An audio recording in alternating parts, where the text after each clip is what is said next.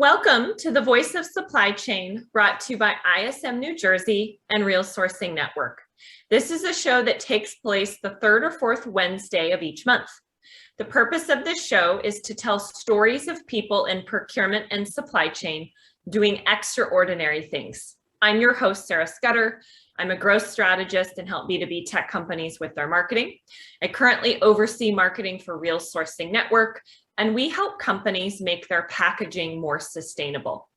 Today, our guest is a very dear friend, Susan Walsh.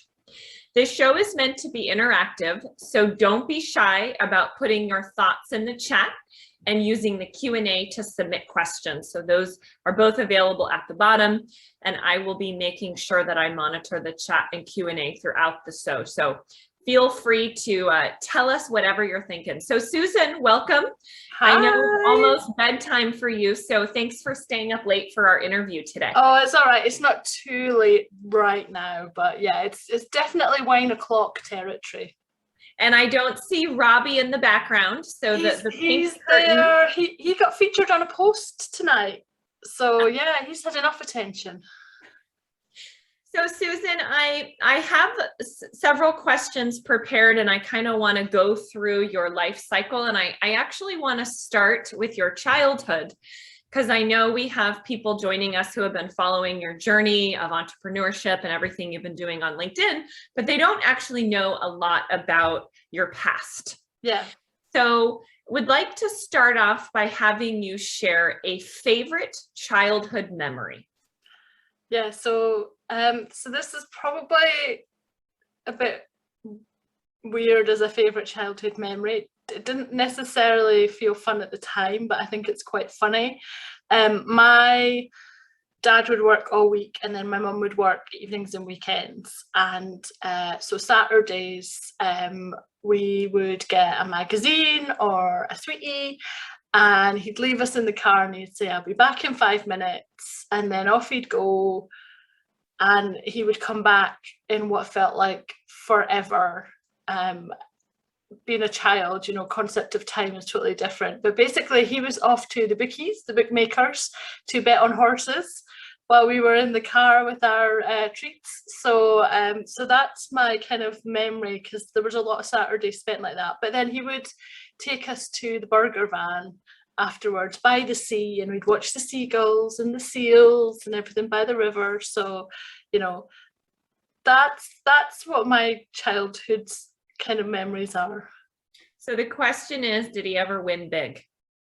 Well, he always came back, so I guess not. He saved enough money to get some treats for the family. Chips, yeah. What in your childhood shaped you to be the person that you are today? Well, I come from a long line of stubborn women, so I think, yeah, definitely my gran was a huge influence on me. She was born in 1914, and she was 39 years old when she got married. So she had lived a whole life before she got married, which was really unheard of in the 50s. So that was always like an inspiration for me. I always felt like, well, you know, I don't have to do, if my gran doesn't get married till 40, I don't have to get married. I can do whatever I want. So she was a good role model.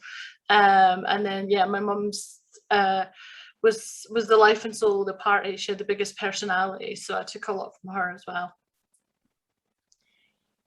What's a tradition that you've learned from your parents that you've continued on into adulthood?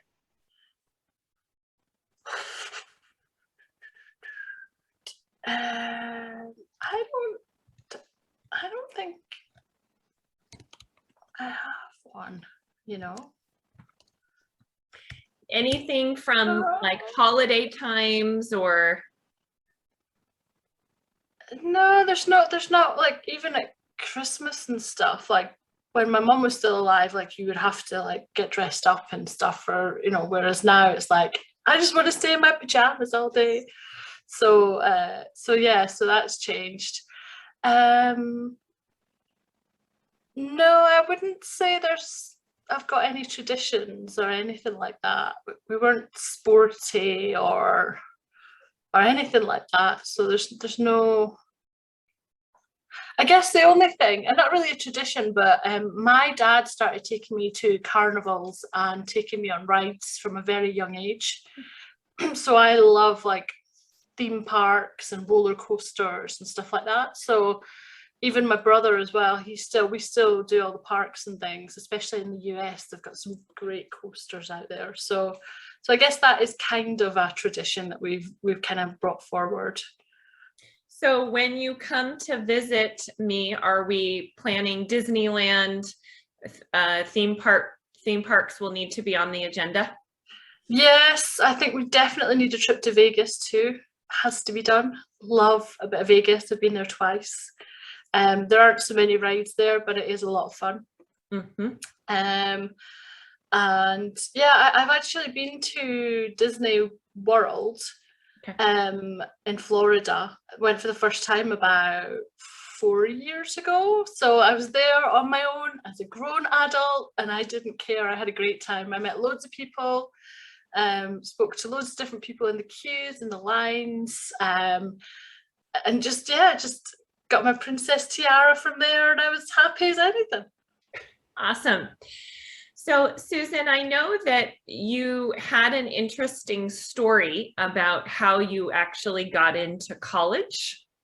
Oh yeah. So would love to have you share that with us, and then we'll transition a little bit and talk about some of your college experiences. Yeah, so I didn't want to stay on at school to do my higher grades in Scotland, so I decided to go to college.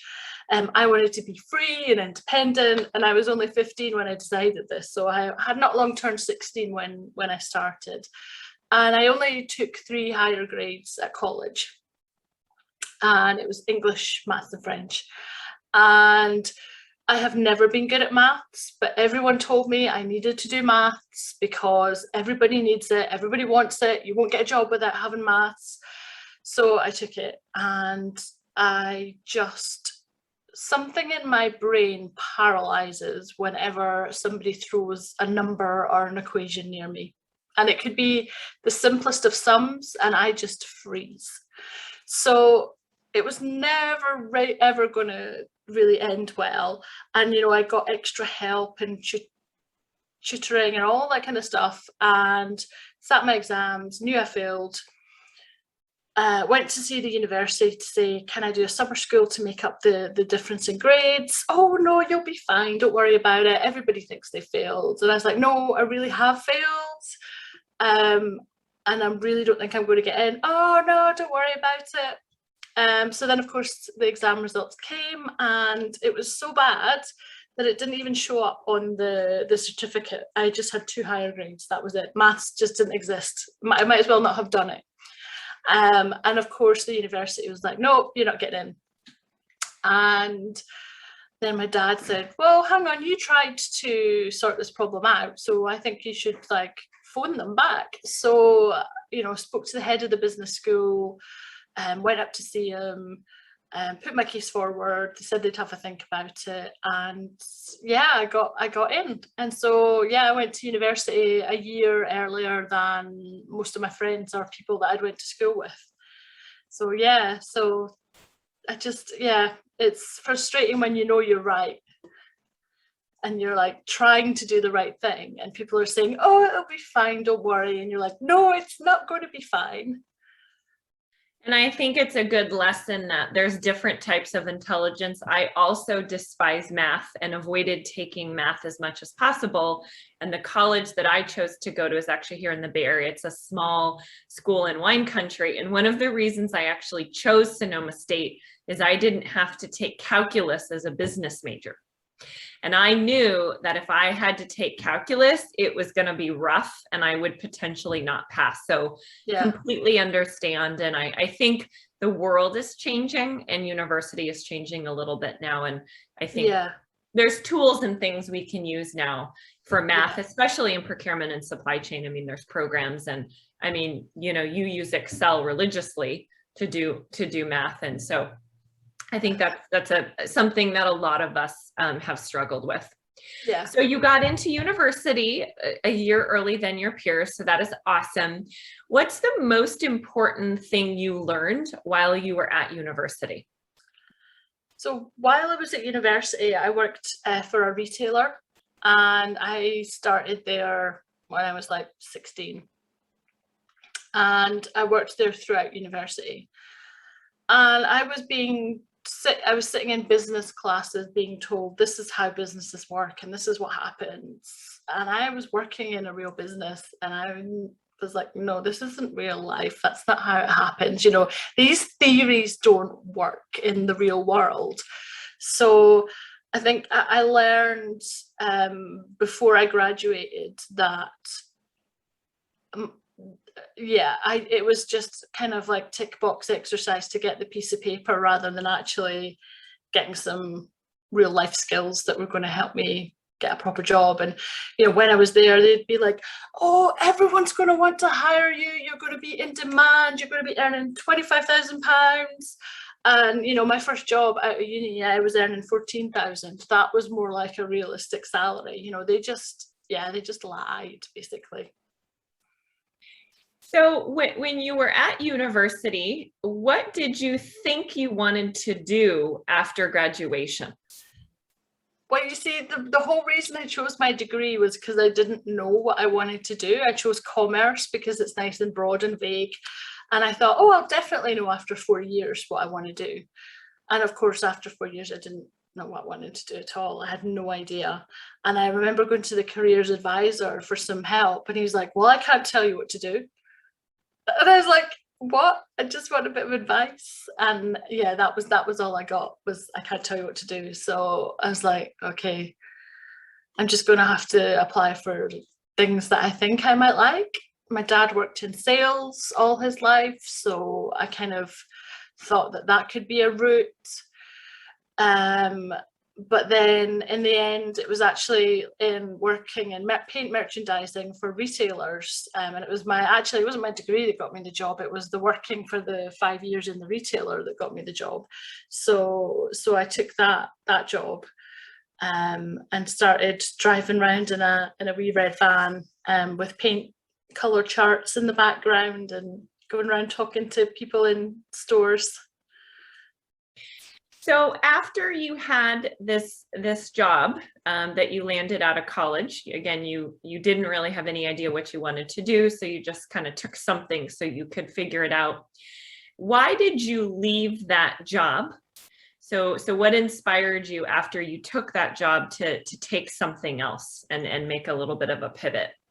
I saw it as being ambitious and hungry. I think now I can see it's impatience, and you know, I was promised a lot of things and they didn't happen. And you know, when you're like 22, you're like, I want it now, and it didn't happen. So I was like, right, I'm gonna try something else. But then I didn't really know again what I wanted to do, and so I just bumbled around for a couple of years just until I found something that I liked.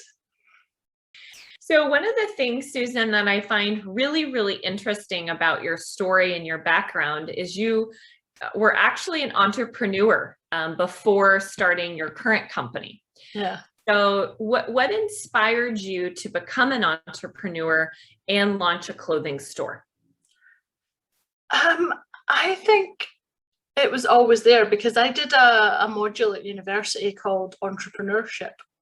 And I remember thinking at the time that I just didn't have a good enough idea to set up my own business. So I didn't want to make stuff.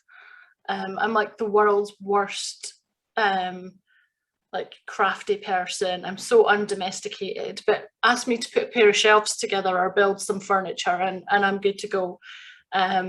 So I knew that if I had the right skill or product, then I could have my business, but knew that I didn't have it right then. And then I saw a gap in the market when I was struggling to get clothes for the office that were smart casual.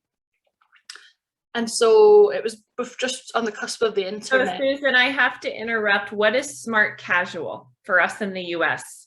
Okay. Oh, that's interesting. Okay, so smart casual is, I guess, well, I mean, this sounds silly. I'm not trying to be I can't remember the word, but it's in between smart and casual. So you've got your formal end, which is like suited and booted, blouses, suits, really formal. And then smart casual would be maybe a nice top and some trousers, or a pretty dress. It's not necessarily a business attire.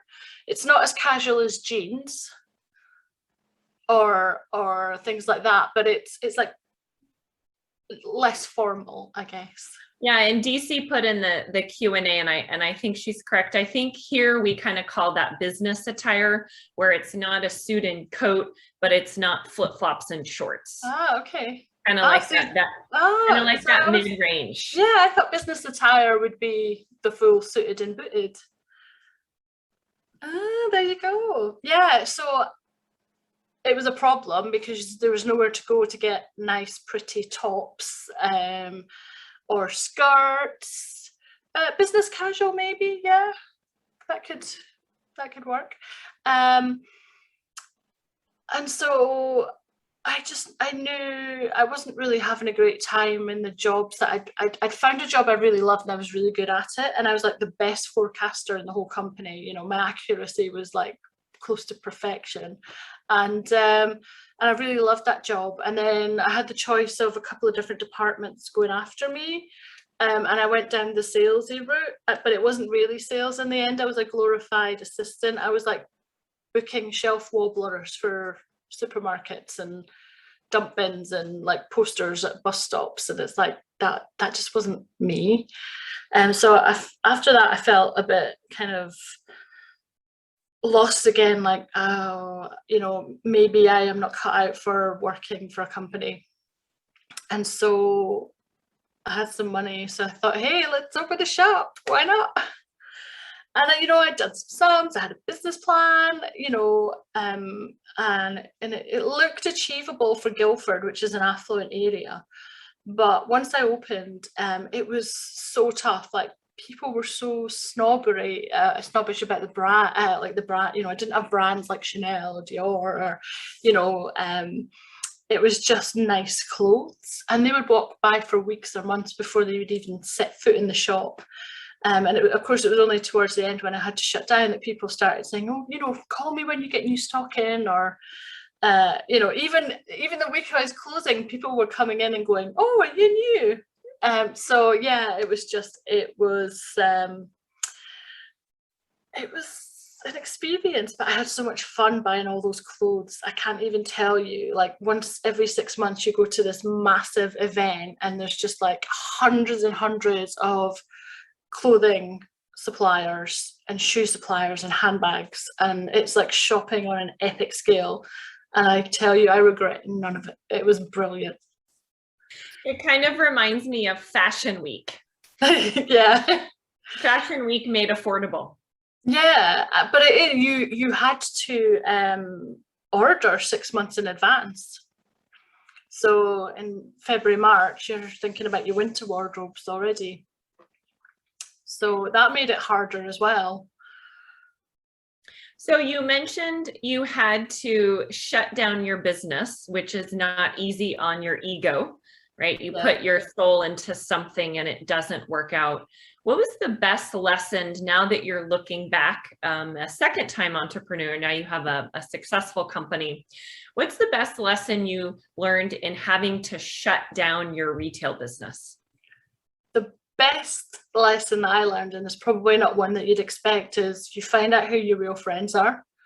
I had a couple of friends just shut me off, walk away, and then get their friends to cut me off, like Facebook and stuff as well. At the worst time of my life, when I really needed them, and they just walked away. So I learned a really, really big lesson there. Apart from that, on the business side, I think you always need more money than you think you do. That doesn't matter what business you've got, that's always true. So you made an interesting pivot from going from fashion and retail into data. So tell me about your journey, about what happened after you shut down your business and how you got into data. So it was a pretty dire situation. I couldn't even afford to go bankrupt. I had to save up £600 over 6 months to go bankrupt. So I had the bailiffs, writing to me, calling, threatening to come and take my stuff away. I mean, it was horrific. And I just needed a job, and I was, as long as I could pay my bills, I would do anything. And I found an ad online, and it was from data entry or data classification. Spoke to this guy, he had a business. He said, we categorize stuff. I said, well, I've worked in a couple of big companies, so I kind of know what they're spending their money on. Did a trial with him. I was like, well, this is easy. I really enjoyed it. He didn't have much work in the beginning, so I took on a contract role at Wonderbra at the same time, which is where the TV appearance happened. And then after 6 months there, they didn't want to keep me on at Wonderbra, so the spend analytics guy was like, well, yeah, we've got full-time work for you now, so come and work for us. And that's how it started. And yeah, I mean, it's the first job I ever worked in that I wasn't bored after 1 year, 2 years. I stayed there 5 years. That's longer than anywhere else I've ever stayed. So little bra detour, because I think it's kind of funny and humorous and reflects your personality. So tell us about your QVC. I guess you were a guest on the show. Is that the right terminology? I was a national account manager, and QVC was one of my accounts that I managed. So we got a slot. Now, unfortunately, it wasn't as glamorous as Wonderbra. It was Playtex, which is more like granny bras. But I got 10 minutes, went there, had my earphones in, the session starts and the earpiece falls out and I can't hear anything. So I have no idea how much time I've got, what's going on. I just kept talking and had to get the presenter to guide me. But what I haven't told anyone yet, so this is an exclusive. When I was moving, I found some CDs, and I think there's video footage of me doing selling the bras online. So I'm going to try and get it uploaded and see if I can get some snippets and share. Yeah, you have to share those on LinkedIn. That is just awesome. The data from selling bras on QVC to data procurement queen is kind of a fun story. It was absolutely terrifying, though. I don't remember any of it. So you took a full-time job and you actually liked it. You weren't bored, which was big for you. And then what happened next? How did you, or why?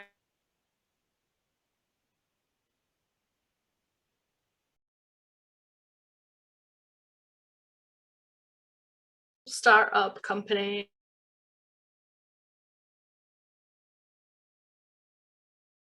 After a while, I could see some things that kept happening over and over again. I made some suggestions on how we could improve it, and then nothing happened. And I don't want to overgeneralize too much, but there were a lot of guys that didn't bother replying to emails for weeks, and that caused a lot of the problems. And I was just getting a bit frustrated by that. So I had a chat with them in the October and said, look, I feel like I've got as far as I can go here. They said, oh, well, they paid me to do my Prince 2 project management qualification, which I will never, ever do again, ever. It was the worst thing ever. And that then in the December/January, they got bought by Coupa, and then overnight it changed from a small. And all right, I just hit recording to the cloud, so continue on, Susan. Yeah, so I had two options at this point. One was to just go and find a whole new career, because I didn't know where else I could get a job doing the same thing. I was really behind the scenes. We were the AI quite a lot of the time, and So we didn't have customer facing roles, didn't really know who the competitors were. There was only a couple. So that wasn't really an option to get a job in the same area. So it was either go and start a whole new career and find something else that I wanted to do, or start another business. And, you know, I spoke to quite a few people because I was like, this is, you know, don't want to make the same mistakes as last time. Obviously, there's a lot less overheads if you're working for yourself. And I did things like took on other jobs at the same time to try and subsidize my income. But the first thing I did was I exhibited at eWorld Procurement in London, and I had a booth next to Amazon Business, who had just launched in the UK. So I was like, well, this is pretty cool. And everybody I spoke to on the stand was like either, where were you 6 months ago, or, oh, that's really good. So I got really good feedback about the service I was offering. So I had a good feeling about it. But then it took like 10 months to get my first client, you know, like it takes ages, not only to sign contracts, but to get the data sometimes out of people's systems. I mean, you know, that still goes on to this day. I just was quite naive about that. So that's how I ended up with another business. So Susan, I know one of the things that you and I have talked a lot about is how hard the first couple years are when you have your own business. And I think it's something that's not talked about enough. Not enough. The struggles with everything you can't even think about or prepare for. So what would you say are one or two of the hardest things that you had to deal with and experience your first couple years? And then on the flip side of that, what did you learn from that some of the others on the call might be able to take note of and maybe avoid those same mistakes? I think that the hardest thing has been growth. Nobody talks about how hard growth is because, you know, cash flow is always a problem from day one of a business. And then you get a few more clients, and then you start charging more and you get more in, and then you maybe have a few people working for you, and you've got now a copywriter and an accountant, and suddenly you have all these outgoings, and you're not just worrying about how to pay your own bills anymore, it's how you're going to pay everyone else's. And, you know, not getting paid on time messes things up even more. And so yeah, there's no, I mean, I don't think there is a trick to managing cash flow, you know, unless you want to like win the lottery or something. But nobody, like everyone says, oh, it's really hard to start a business, and if you make it past 3 years, you know, you're doing really well. But nobody really talks about like the growing pains of finding the right people, the right fit for you and your business, and how nobody will love your business as much as you do. And so you can't expect people to have that same level of commitment. You can't put, like, you know, I'm learning and still learning now that I need to spread my knowledge throughout the business so that it's not just all on me, but it's dotted around, so that, you know, if there's a break in the chain, there's other people still around that can carry it on. There's just so many things. But it's so much fun. I wouldn't swap it.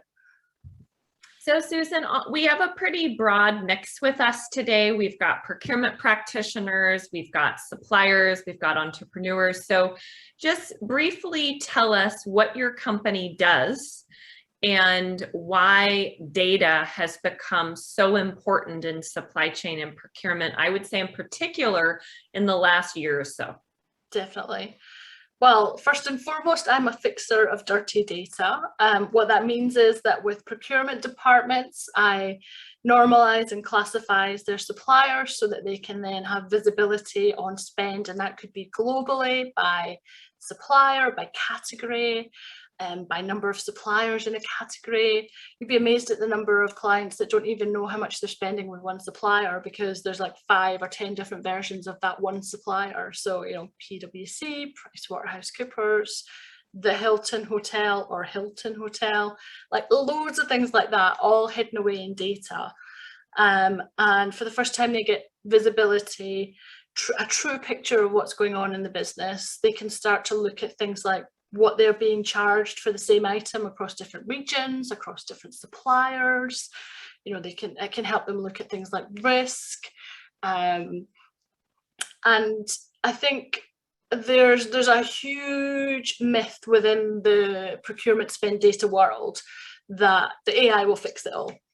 And the reality is the AI is not there yet. And as you know, I have a book coming out, but something I say in the book is when your third-party supplier comes to you and says, oh, we'll automate your data, the AI will classify it, ask them what percentage it's classifying, because there's a natural assumption that it's 100%, but I bet you'll stump them with that question, because the reality is it's probably like 30 or 40%, and the rest is probably being done manually. So yeah, there's a, you know, I'm trying to challenge that, and it's not because I don't believe in AI, I do, but you have to get the data right before you can start automating, and we need to kind of educate not necessarily procurement people and practitioners who are working with it every day, because they know that it's the decision makers and the purse string holders that need to be aware of that. So that's what I do. And then, you know, I'm expanding my little mini empire. So I've also been doing quite a bit of supplier cleansing recently for like S2P and P2P implementations. So, you know, creating that golden record that is perfect, that is one name, one address, with the right information, the right phone number, it's all perfectly formatted. And that could come from maybe 10 or 15 different records. And I don't think that that's necessarily something that automation would be able to do, because, you know, my team and I, we Google stuff, we use context and, you know, our knowledge to be able to figure out what might be the right record or the right supplier, or, you know, just knowing that actually it hasn't been called that for 5-10 years. You know, I've seen some really old supplier names in records and things, so that's something else. So that's quite exciting. And then finally, there's also things like just normal regular databases with just from MailChimp. It could be people, it could be other businesses. So working not necessarily with procurement, but maybe marketing departments to clean up their data, because it's sitting in 5 different systems. So that's it. And all of that adds up to time savings, cost savings, increasing profitability, possibly avoiding GDPR fines, you know, all the good stuff. So data is something that is just such a hot topic in procurement and supply chain. I swear I see it every single day on LinkedIn and all the major industry reports. It's coming up in the top 1 or 2 things that are just so important for procurement organizations to figure out and get under control. So I want to give this opportunity, if anyone who's listening today have questions about data, this is a great opportunity to ask Susan. She spends her life and her world in this space, and she's just a wealth of knowledge. So if you have specific questions about data, or, you know, how your company can kind of clean up or get your data and track, feel free to put those in the chat or Q&A, and we'll try to make sure that we have time to get to those. It's a shame you guys aren't a bit closer. I'm speaking at Big Data London next month, and I'm going to hopefully be working with my software supplier to be on their stand for about an hour and do a data clinic. You know, you could have popped along. I'll have to try something for the US. So Susan, we've got some questions, data questions coming in now. So I want to make sure we have time to address these, because I think this is so important. So this is from Audrey Ross. She says, do you think the lack of standardized terminology / industry terms hinder the progress of getting AI from 30% to a higher level of processing of data? It's a small part. I would say context is the bigger issue. When I'm classifying, I'm looking at the supplier name and the description and the value, and that can tell you if something looks right or wrong. I mean, I guess you could put parameters in within AI to start flagging those things, but you would need someone who knew that in the first instance. It really is more of a context thing than, and also, you know, there are different clients will like a supplier to be classified very differently depending on who it is. So for example, Dell could be just IT or IT services or IT hardware, or it could be middleware and XPS server. You know, it could go to that detail depending on who the client is. So if you're building an in-house AI automation tool, then yeah, I think that's great. But if you're looking for something off the shelf that's going to offer that, I think that's quite a while away. Leanne has a follow-up question. Does this also encompass contract data? No, I have not worked on that. I haven't seen contract data. I mean, I'm guessing that's in like documents rather than spreadsheets. But if it's in a spreadsheet and needs some work, then there's a good chance I can probably help. And then Susan, what are a couple tips that you have for people in procurement or supply chain that are just completely struggling to get data from their internal stakeholders or from their systems? I think one of the challenges is people can't even get the data to send it to somebody like you to even get it cleaned up. So, you know, it's stakeholder, I mean, there's all these different factors, but have you seen anything in particular that's worked well that people could maybe take away from this session today? Okay, so first of all, think about what can you get and where from. So are you looking to IT for it? Because maybe you can get some of that information from finance instead, or vice versa. Is somebody roadblocking you because they say they're too busy? Is there another way into that department to get the information you need? Is it that it's crossed wires? And actually, and I see this a lot, IT don't understand what procurement people want and vice versa. They talk in very different languages, and maybe actually it's about being really clear about what you need, and actually then the IT person thinks, oh, that's dead easy, I just press the button for that. But if you just say, I want all the data, they're like, in their head, they're thinking of every single piece of data in the whole organization. Whereas if you just ask for a specific set of data from a specific region or something, then you potentially might get somewhere with that, or at least start. Because the other thing is, you don't want them to pull a whole ton of data and then realize it's the wrong thing. So start with a sample and see how you get on. And then are there any softwares or programs other than Excel that you recommend people use to kind of keep and sort and track their data? Well, I use Omniscope, and with a bit of training, and I've done that for clients, I've trained up their teams to manage like the refreshes and things like that. It's you can build models, and so you take all the data that you have classified already, you put it into the model, your new data comes in, you can match on the supplier name and the description. Anything that matches gets automatically classified. It might be 40–50% to start with.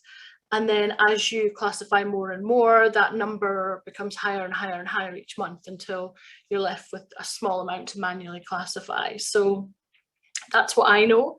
There are providers that you can go to who will do it for you and outsource it. You know, they'll send it to you monthly. But I really genuinely believe that you should really have control over your own data, know where it's coming from, know what it looks like. It will make it much easier to spot things like fraud, irregular spending, you know, the wrong amounts on invoices, things like that. If you just give it away and don't look at it, you're not going to notice if something's off. But if you're looking at it regularly, then it's much easier to spot. So Susan, you post a lot about some of the projects that you've worked on. I know you can't always share client names, but could you share with us an interesting or something really funny that you worked on this year? Yeah, unfortunately, I do work in the kind of area where people don't necessarily want to admit they have a problem, and that's been fixed. But hopefully I'm about to start working with Skyscanner. I've done a little bit with Trustpilot. I've worked with the University of Edinburgh.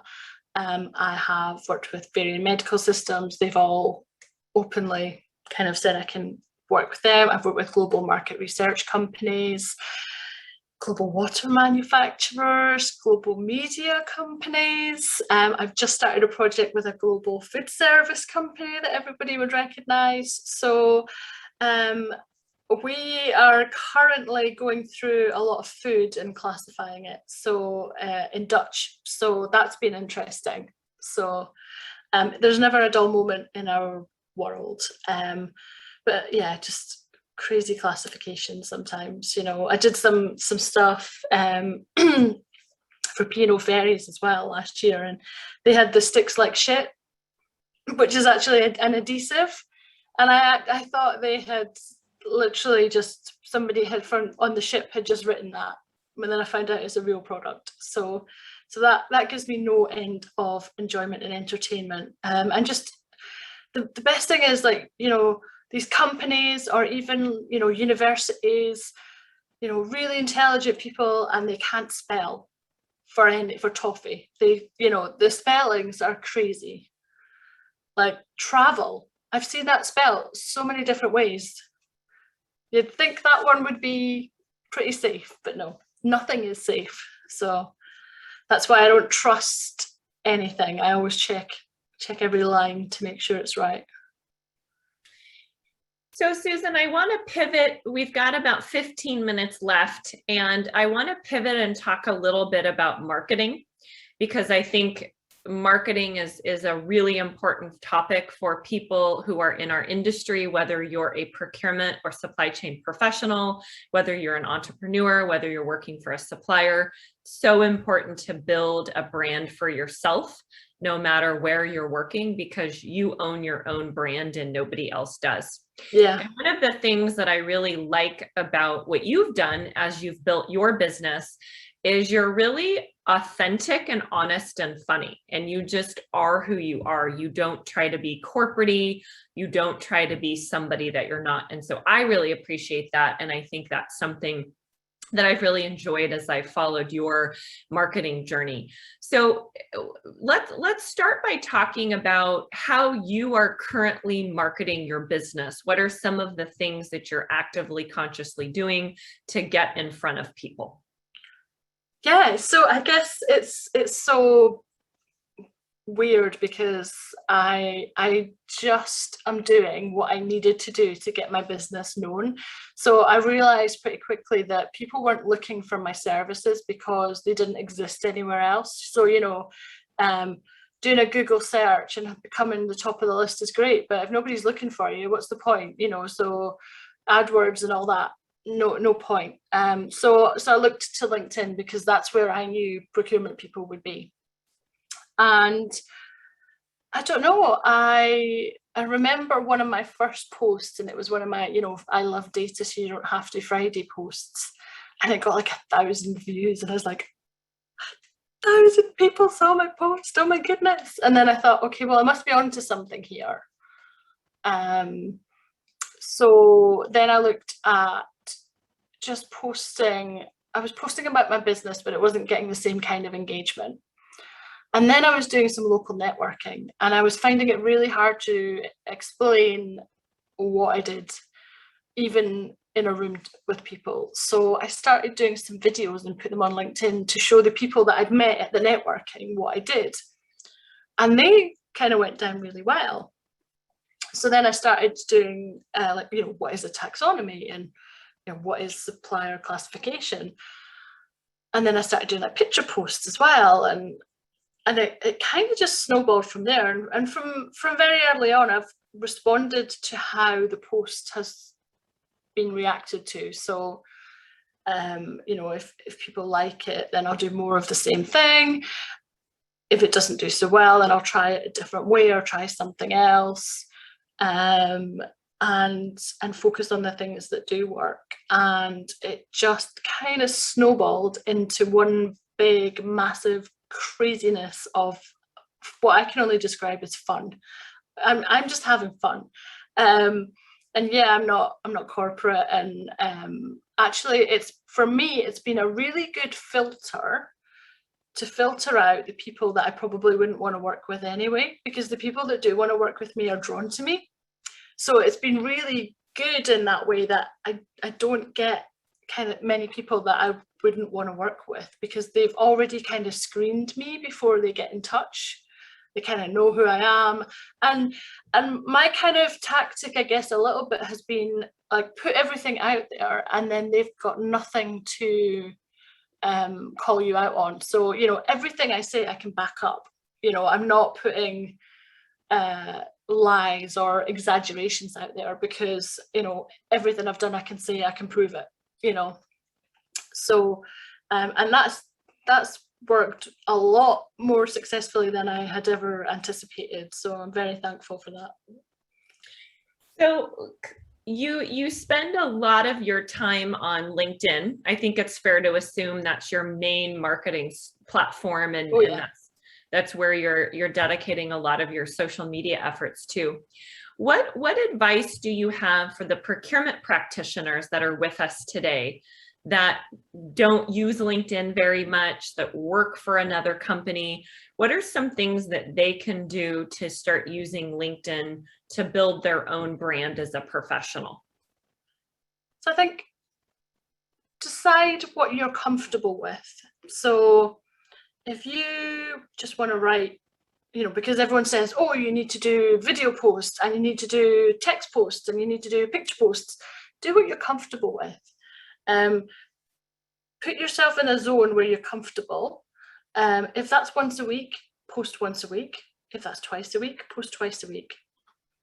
And just put some thoughts out there and see, you know, ask questions to your network. And if you don't have a big network yet, that's fine. You know, look for people who are commenting on other procurement professionals' posts and connect with them. That's what I do.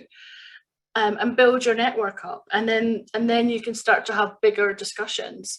And you know, I recycle posts all the time, you know, because only such a small percentage of your network will actually ever see any of your posts. So you know, you can post again and again, but don't pretend to be something you're not. Stay within your comfort zone, but you know, push yourself to post. You know, you might not want to post at all and draw attention to yourself, you know, but you know, don't just post for the sake of it, like, oh, it's nice weather today. You know, post something that you think will be relevant to your network and the people that you connect with, and see how it goes. Like, respond, watch how the post reacts, and you know, watch the views. And you know, a silly post or some kids or a cute bunny will always get more likes or views, but it's about making sure the right people need to see your post. So if that's future recruiters or future employers, you know, comment on some of their posts. You know, just make sure that you're in their network. I can guarantee you that none of the people who engage on my posts are my clients. It's the ones that sit in the background and watch away and observe for a long period of time, and then they'll come out of the blue. And it can be exactly the same for networks or recruiting. You know, find maybe a topic that people aren't really talking about much that you're really passionate about, and talk about that. Raise awareness on something that you know, maybe people don't know about. You know, find something a bit different. And if you like to collect teapots, then tell the world about it, because I can guarantee there'll be someone else on LinkedIn who wants to collect teapots too. So, you know, don't be ashamed to show your personal side. Just whatever you're comfortable with. Thank you for those tips, Susan. So I want to pivot and talk about a couple accomplishments that you've made this year that I think are really, really exciting, and we need to shout it out to the world and share it with the LinkedIn community. And the first is that you applied and got selected to do a TED Talk. I do. So tell us about that journey and what you spoke about and where people can find your talk if they want to check that out.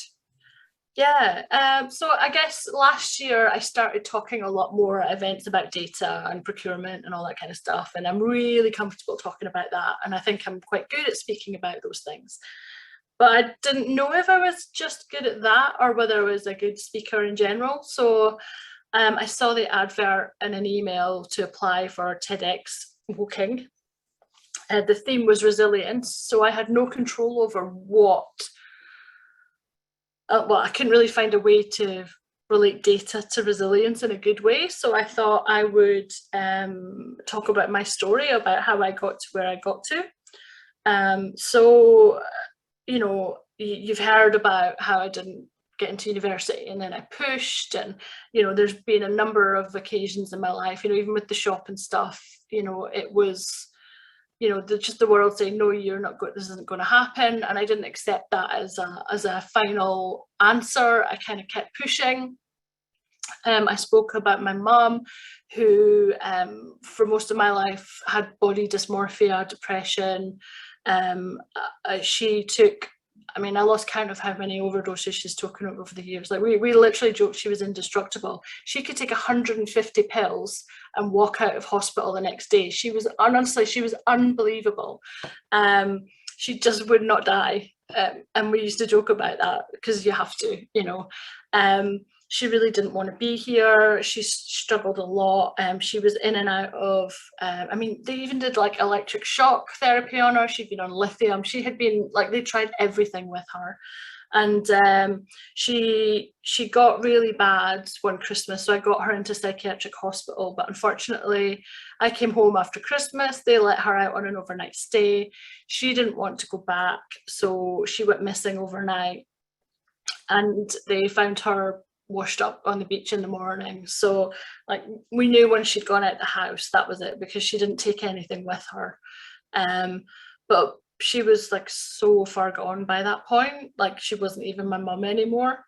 So, you know, again, we could have just wallowed in our sadness and you know, wouldn't blame anyone for doing that, but that's just not the kind of family we are, you know. So and the newspapers, you know, it was all over social media as soon as it happened. You know, we didn't want people to think that it was a really selfish act, that she was a really selfish person. You know, she was the most lovely person, like everybody in Dundee knew her.